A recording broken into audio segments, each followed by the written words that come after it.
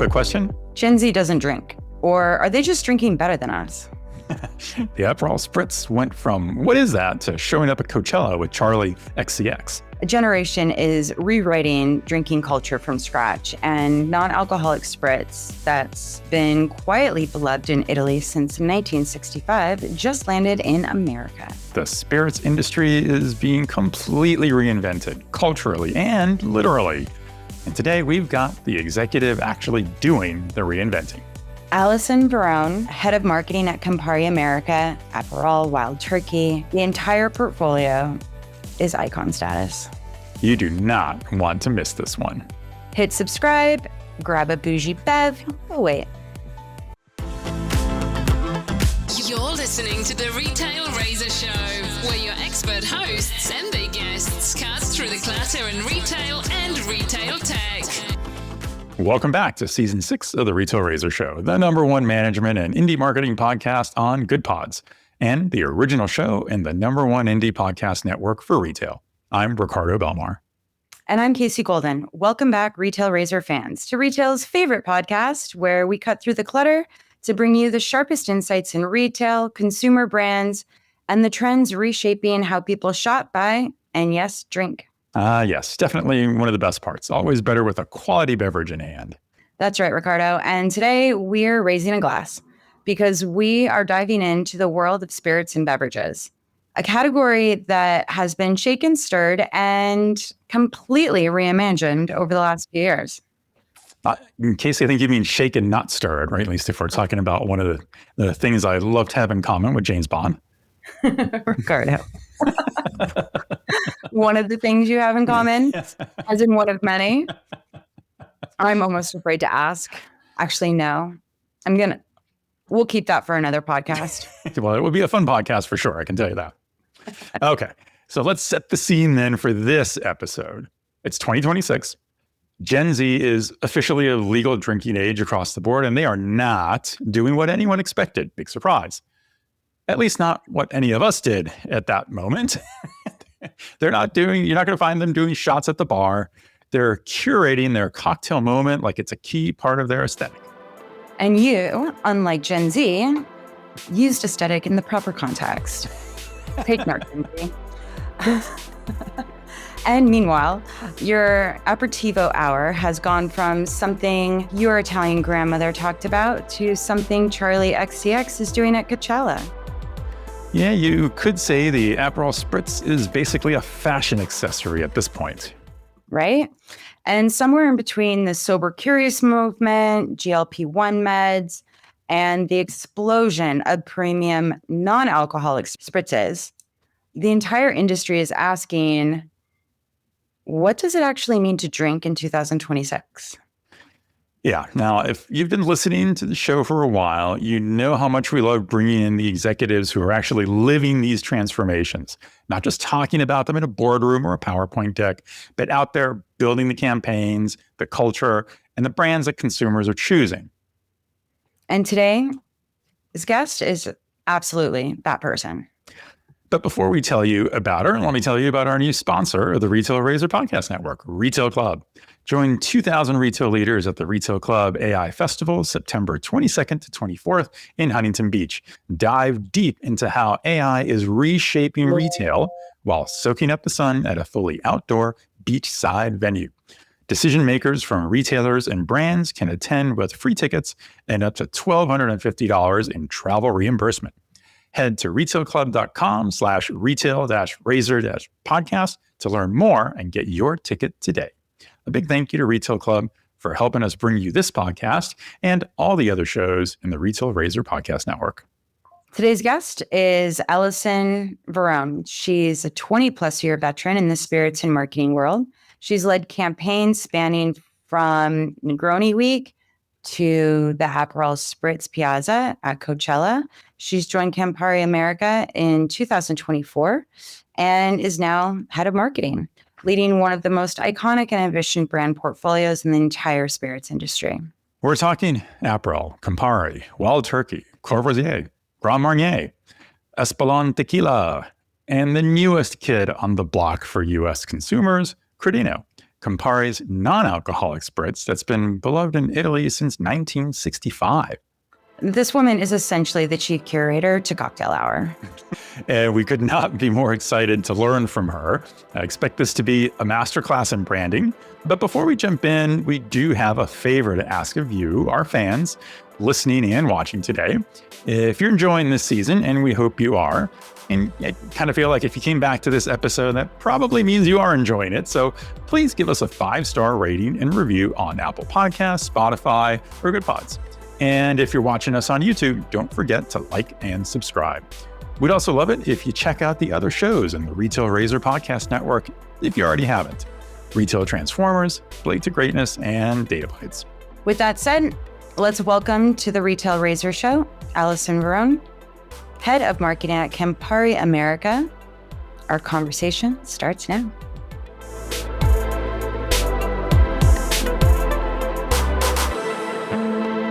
Welcome to the Retail Razor Show, Allison. It's a real pleasure to have you here with us and have this opportunity to really dig into the spirits, beverages industry, talk about the most important trends. This is honestly probably going to be one of my new favorite episodes because we never get an opportunity to have this kind of discussion. Great. Well, thanks for having me. Great to be here today. Yeah, I love the fact that we'll have the opportunity to essentially deep dive into this specific industry segment. It's going to be a real treat for us and our audience. So to get us started, Allison, why don't you just tell us a little bit about your background and role at Campari? And in case there's anyone left out there who isn't familiar with the brand, maybe a little bit of background there too. Sure. So I'm thrilled to be here today. Thanks again. And I've been working and leading brands in the wine and spirit space for many years, almost 20 years of my career. Brands across multiple categories within wine and spirits, probably most of them at this point. I'm currently the head of marketing at Campari for the US market. And a lot of people don't know, we obviously have Campari brand, which hopefully everyone knows that brand, but we're also a very large portfolio of brands, including, brands like Aperol, Espolòn, Wild Turkey, Sky Vodka, Courvoisier, there's a Grand Marnier, and many others. But yes, obviously well known for our Italian portfolio. Great. Well, thank you for that. So one of the things I find is super interesting about what's happening in this industry segment is really the way that Gen Z seems to just be rewriting the rules of how and why and when people drink these products. It seems to be moving towards more of I guess I call it a more mindful, intentional kind of consumption rather than just saying, let's have a drink because that's what people might do. So from Campari's vantage point, what do you is the most exciting part of where this drinking culture is evolving, and how is a brand like Campari kind of helping to shape that next chapter with this generation?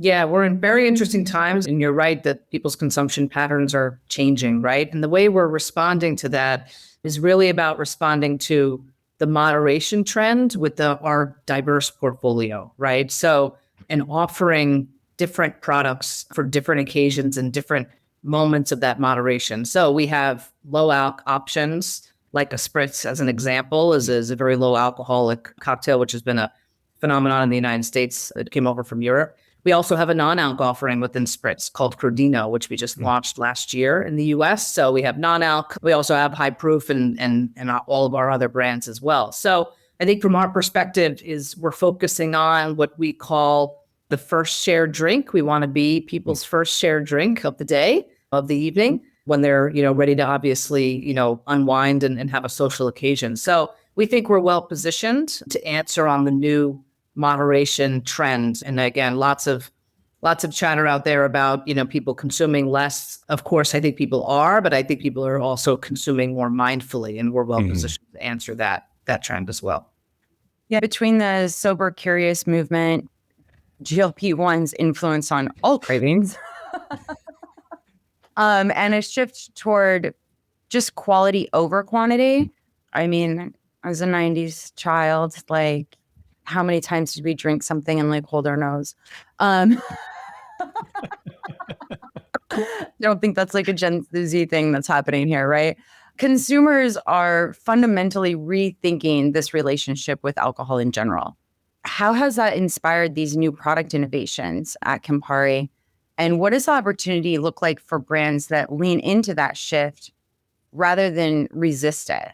Yeah, we, as I mentioned before, we have a portfolio that's built on full strength and moderation-led occasions, right? Which we're very lucky. And I think for us, we're inspired by the ability to focus on flexibility of day parts in the sense of we have products and experiences that can be enjoyed in daytime occasions, social occasions, at-home occasions, which we know ever since the pandemic has also certainly blown up the at-home entertainment aspect of what consumers are doing. All right. And also convenience, right? So in terms of innovation, I mean, the RTD space has been so interesting, as we know, and consumers are looking for high quality products in a convenient format. So we're starting to explore that. We already have ready to serve options with Campari, with Aperol, where consumers can just, open the bottle and pour it over ice and it's ready made in a high quality experience. So I think convenience is a big part that we're leaning into, but we also are making sure that our innovations stay premium, they stay high quality, because there's a lot out there. We need to make sure that ours are brand led and really rooted in the authentic serves that we drive here at Campari through all of our products. Yeah, it's got to be a fun space. There's so many new drinks out on the market, so many brands. And it is kind of difficult to try something new when you're not buying ones, right? So it's really interesting. So much, I haven't got on to the non-alcoholic yet because I always think drinking or not drinking. And so I'm really curious now of like a whole handful of things that I want to try. Yeah. Yeah. And I think what's interesting about the non-alc mindfulness is that there's a lot, what we see in the data is that consumers are just being more choiceful in when they want an alcoholic versus a not, right? Not necessarily where it's one or the other. Right. Right. Yeah. Both, right. So I think, as I said, we have options for that, what people want in terms of flexibility and choice, which is great. And it's a good trend. I mean, it's all good things. People need to be mindful with what they're putting in their bodies, and we're able to offer that in our portfolio. And it really does seem to be more of an occasion-led experience now, where it's we move from an era where people thought about drinks as it's what they do when they go out, whether it's a restaurant or a bar or they're with people. But now it's really more about the occasion and how the drinks, whether it's alcoholic or non-alc, how does it add to that experience? And I see that and you mentioned it, I see that in the more premium nature of some of these things where there was a time when the ready to drink, we used to think that was practically a disposable product, that we weren't expecting premium quality and experience from that. But now it almost is the expectation around that occasion. I'm curious, like how do you look at, from a marketing perspective, how do you look at translating that into new campaigns that you design, new experiences that you're trying to engage with your consumer? Like, for example, what would be some of the most creative executions that you've been able to do in the past year following this trend? Yeah, definitely. I mean, 100% correct. I think the occasions are really fluid now, right? Driven by how people are gathering versus kind of the cookie cutter approach to going out at night to a bar, to a nightclub. Very, very, I should say, simplistic view of the occasion. So it's definitely fluid. The way we activate is meeting the consumers where they're at in real life, in culture, digitally, obviously social. And a great example is let me give you an example of Aperol. We just came off of Coachella. I'm sure you can't open your phone and the news without thinking and not get a post about it. Yeah. So we just came off of that, which was excellent. But that's a great example of consumers are looking to have a real experience led by music, led by culture, obviously led by fashion. And Aperol is at the middle of it, in the sense of we want to give them an elevated experience while they're enjoying that occasion. So that's an example of how festival life is alive and well as an occasion now, and we come into that. And then another good example for Aperol, again, is we ran a campaign last year, which we call Aperolidays, which was a spin on, bringing Aperol into your at-home holiday entertainment, right? Which is not something you think about maybe when you think about Spritz, but Aperol has become such a large brand that consumers are drinking it all year long, right? So again, how do we insert ourselves into those holiday occasions, which we know consumers are going to be doing no matter what, and we want to be at the center of that. With over 20 years in the industry, you've seen massive shifts in consumer behavior before. You've probably seen pretty much all of it. Some that maybe surprised everyone. Was there a prediction about where drinking culture was headed that you later came to see differently, or something that really a shift happened that unlocked a whole bunch of opportunity for any of the brands today? Yeah, I think a couple things that we knew. I mean, I've been in the industry for quite some time. We knew many years ago that the shift of mindful drinking was going to be a thing. We definitely saw that. I think that the notion that people were going to not drink at all was kind of what we thought it was going to be. But what it's actually coming out to be is, again, what we call this kind of zebra striping, which is people are bouncing between, right, non-alc and alc, and they're looking for a diversified products for whatever they feel in that moment, right? So I think that it's been tempered in the sense of that mindfulness drinking. I guess the other one I wasn't necessarily maybe ready for, which has really been dynamic, is the shift in daytime. The daytime occasions are much more prominent now than they were in the past. 10 years ago, it was, you went, especially in New York and metropolitan areas, I mean, late night was where you spent most of your socialization, right? But consumers now are really, really bringing that up earlier in the day. And again, we're well positioned here at Campari to answer on that shift. Goodness, I actually really need an education, because I just went to the movies last night with a friend. Their only place to go was a bar. Neither one of us wanted to drink because we had to be up early for work in the morning. And we didn't even know what to order. We need I guess I need to start following I'm going to be following Campari and a whole bunch of others, because I need ideas. I don't even know what to ask for.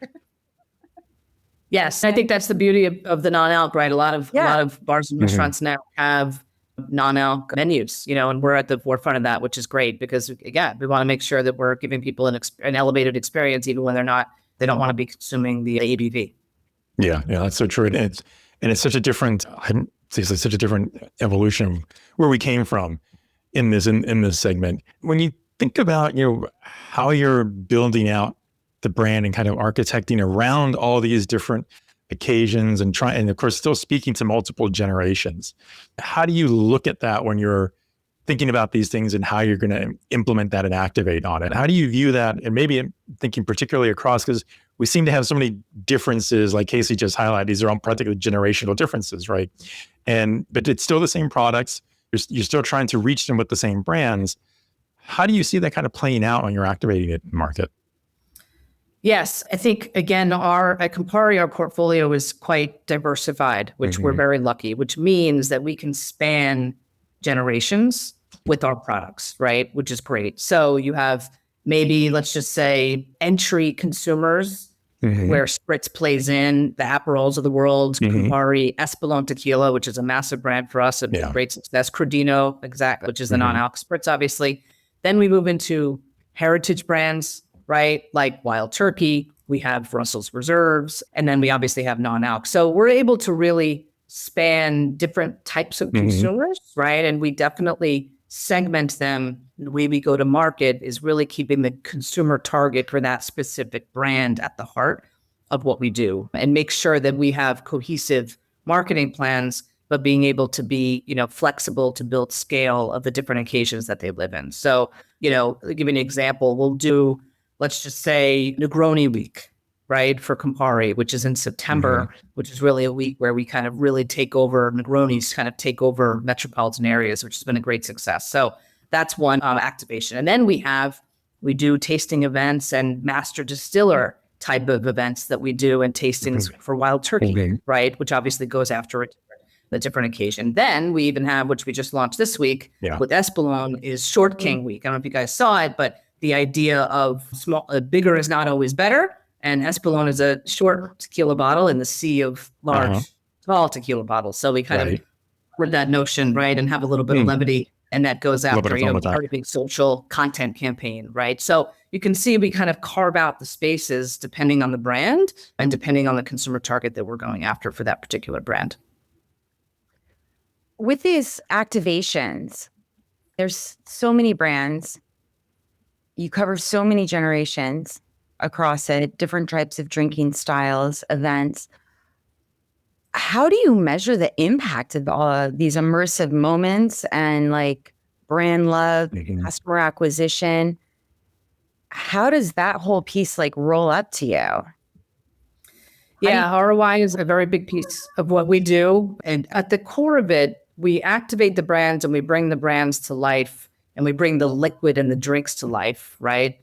In a way that is immersive, memorable, and shareable, right? So that's kind of our mantra is we want our consumers to really emotionally connect and have a really great experience that they're willing to share, right, with others. So, and that drives scale. So the way we measure that is obviously through sales, of course, at the forefront, right? But also at kind of social listening, the cultural signals, earned media, relevance, our brand health metrics, obviously. Social listening is a big piece of what we do. As an example, we just did Coachella. I mean, Aperol was at the top of social mentions for the past 2 weekends because of obviously all the buzz and everything around that. So we measure that literally day by day, when we're in the market doing something. So, and the goal again is to really drive emotional connection and affinity for our brands, not just awareness itself, but when people are bringing products to them and they want to speak to them, they want to be emotionally connected. So that's why the brand equity piece of what we do in the long term is so important. That's great. With the spirit space, like almost like more crowded than ever, you've got so many indie startups, which going against portfolio giants, but all their exit strategies are literally to be acquired by the giants, right?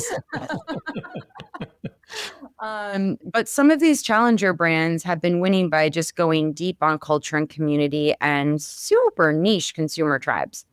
What do you see as the real playbook for a new beverage company to break through today? And what do you do, like the most interesting emerging players understand that maybe some others don't? Yeah, it's tough to be a small brand emerging these days, right? Because it's such a cluttered environment. So from my perspective, I've worked on big brands. I've worked on small brands in my past. So, being a small brand can be challenging. I think the trick is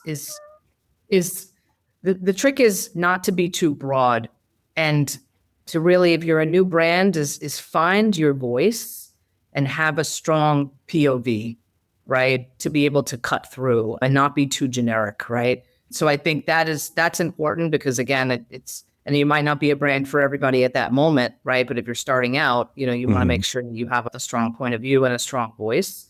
And I would say it's really about building credibility, right? Selecting what are the markets, cities you want to go after, because when you're small or emerging, you can't do everything.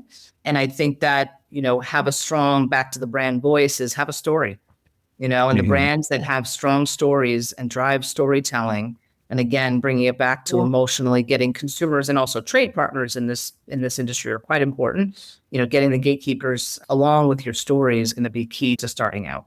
Yeah. Well, some friends in this space, and I wouldn't have traded their for mine any day. Like, you're doing really hard stuff. And if you turn that around a little bit, like when you as Campari are looking at bringing in a new brand for a new product, whether it's a new category, new alcohol segment, is it a similar approach? I mean, how do you think about that? If you were to go introduce a new brand, do you start by thinking of that particular very focused, well-defined segment that you think isn't being served by one of the other brands in the portfolio and then grow from there? Or is it a different approach? I think it depends. Let me give an example of Crodino as an example, right? Which is our new non-alc. So Crodino is not a new to world product. It's actually was created in 1965 by herbalists in Italy. And we just recently decided to bring it here to the US, which a lot of people have been waiting for. And the reason for that is that, we felt like we needed to get the Spritz, Aperol, and Campari to a certain scale first before we introduce the non-alc version, right? And the non-alc expression. So to answer your point, we see obviously now is the right time with all the mindfulness drinking we're talking about, right? So it's more about where's the space, what's the need, what's the consumer need, and what product then answers on that need. And in a challenging business environment, I think that's the way to success versus kind of being very, very product focused and making sure you're keeping your eye on the consumer need at the forefront. Yeah, and then if we kind of look at on the other end of the spectrum, you've got strong heritage brands like Wild Turkey. You've got, you were talking about Negroni Week, right? And the strength behind that. And that's something that's been around for, hundreds of years at this point, right? How do you kind of honor that sort of heritage and still keep making it resonate with new consumers who are just discovering these brands, and maybe they're discovering it through a social activation on TikTok, for example? What's that art of keeping these iconic brands and their timeless nature, but without making it feel like it's old and tired, but still new and fresh? Yeah. Yes. I mean, certainly our brands are iconic and have been around for a long time. And you mentioned, Wild Turkey is a good example. So we launched a new campaign last year called Don't Change a Damn Thing, which is very kind of an homage to Wild Turkey always being the same formula, right? Which people love, which is great. The trick is, how do we stay true to that brand and we translate that messaging onto different platforms, right? Translate them onto social, translate them onto TikTok, right? Which we know consumers are obviously, that's what they're consuming media-wise. And really understanding the medium itself, and then how does the creative voice come through that medium? So I'll give you an example. On TikTok, we don't want to seem too polished. So we bring a campaign like Wild Turkey, which we bring, a very elevated, beautiful campaign, and we change the assets slightly and kind of nuance them to be fitting for the platform, but still staying true, obviously, to the message and the brand. So it's really about being medium versed and thinking about how consumers interact with the platform, and then how do we, bring our campaigns to life in that medium. So it's not so cookie cutter. It's very, very strategic in terms of how we roll those out. Oh, that makes a lot of sense. Makes sense that way. So one other aspect I'm curious about. So we're in this environment where you hear in the news every day about different economic pressures in different demographic segments, and you have to take that into account, I'm sure, as you're coming up with these new campaigns, right, and for the different products. But particularly when you're thinking about premium brands and premium products, and you mentioned a few earlier. I'm particularly curious around like the ready-to-drink premium ones, where again you're asking for more share of wallet, right, for these at a time when consumers are being a little bit more specific and cautious about where they're placing those dollars. How do you go about finding the right balance there? Yes, I think the notion of premiumization is interesting because we see it as premium equals value, right? So if people feel your brand is valuable to them, they will pay the money, right? They will purchase your products, right? But also consumers are more intentional, as we just said. So I think for us, we balance the premiumness of the value we bring to the consumer with, price and obviously the trade up. So I'll give you an example. Espolón's a great example. So Espolón's our tequila, one of our biggest tequila brands, one of the fastest growing premium tequilas in the US over the past, several years. And it's a very high quality, very, has craftsmanship, but is accessible to people, right? And it's accessible. We have not, we want it to be kind of the brand for the people, if that makes sense. And we want it to be democratized for everyone to enjoy it. So we balance that premiumness with making sure that we're accessible and approachable. And again, I think that, bringing what's the value equation for the consumer? What experiences do we bring to them? How are we in culture that they see our brand as valuable to them as a consumer that they're willing to pay for? This is really interesting. My brain has been like, ever since we started prepping for this call, for the podcast, my brain has just been cycling through what I know and what I don't know, and what I think is normal and what is not normal. And you think when you go out, I want that beverage experience. I want the fancy drink. I want that, I want the cute glass. But who am I kidding? I'm a complete lightweight. I can't handle it. It ruins my whole next day. And you just think it's been ingrained for so long in soda, water, beer, alcohol. I don't get that, that other thing. And this is just, there's this other space now. There's this other beverage experience, this new drinking experience. I can have the fancy drink. I can have the fancy glass. I can have something that tastes absolutely delicious. And it's none of those things. Right. It is this whole new category that I just never considered it personally non-alc. I just didn't even think that that's what the category was. That didn't even come into my mind until we're sitting here reading and writing this.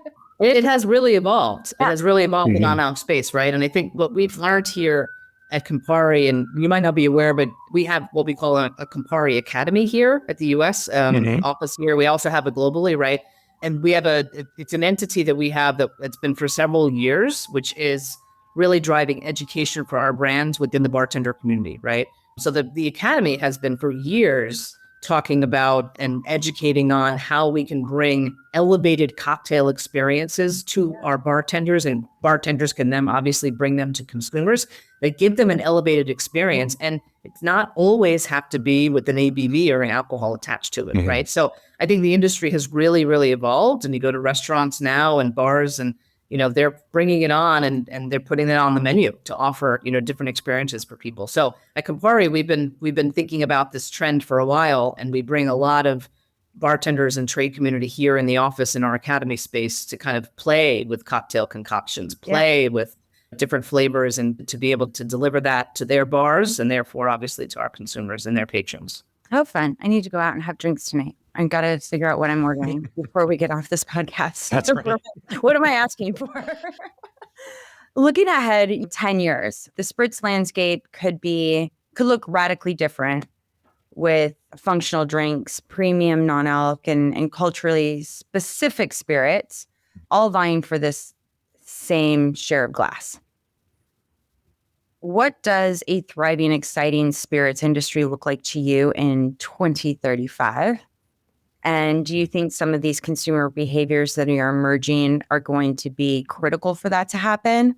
Or do you think there's another shift coming? Yeah, I think it's a very dynamic environment. I think if you look 10 years ahead, I think we're going to see a much more inclusive industry in general, focused on moments of connections and occasions, not just drinks or products. Obviously, consumers wanting real world experiences, but also wanting a wide variety of offerings, which is where we are now, as I'm mentioning, right? Non-alc, alc, high proof, and consumers really, I think, imbibing and consuming in social occasions and experiences versus kind of just drinking for drinking's sake, which might have been the kind of how the culture was many, many years ago. So, which is great, right? It's really about human connection. It's really about people wanting to be together coming out of the pandemic. Of course, that's been exasperated.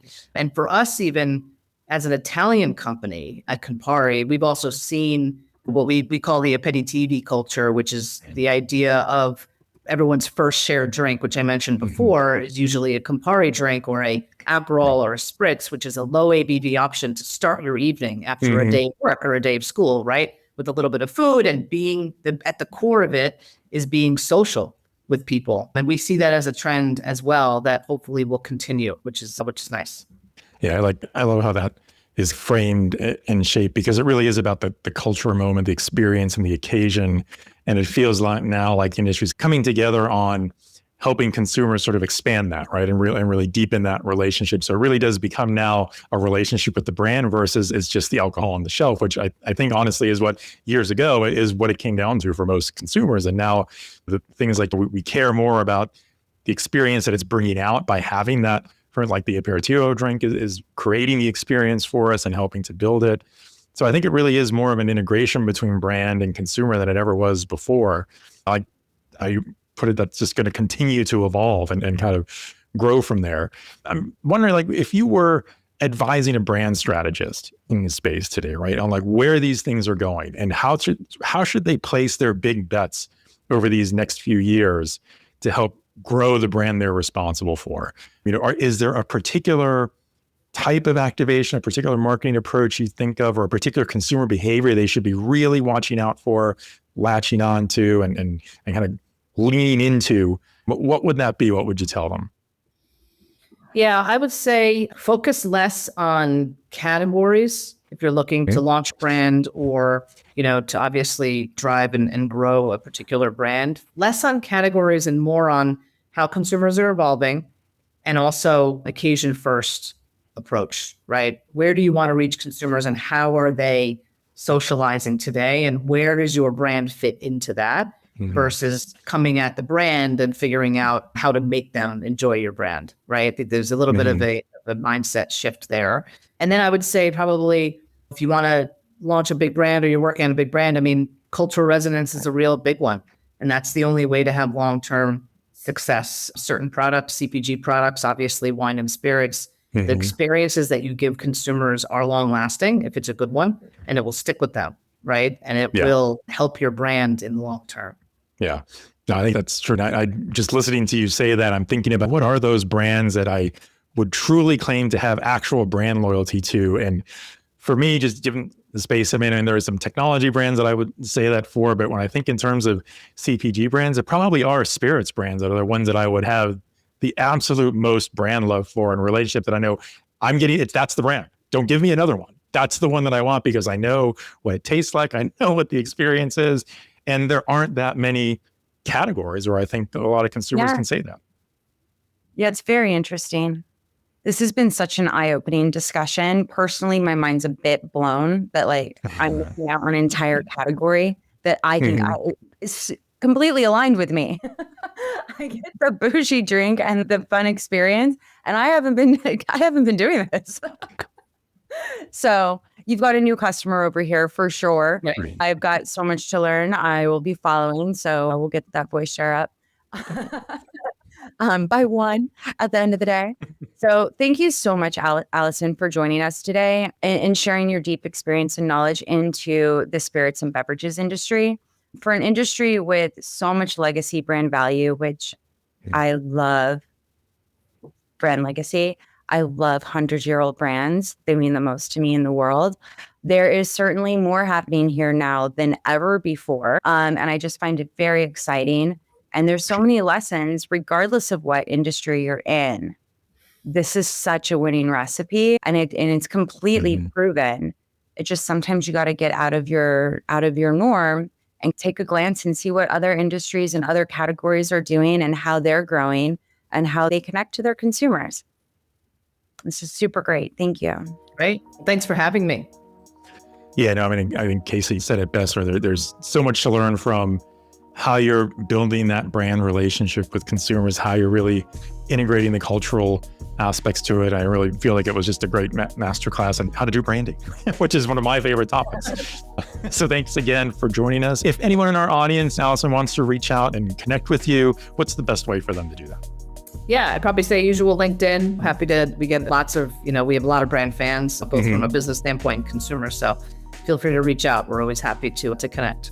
Great. Thank you. Ricardo, this episode is a wrap.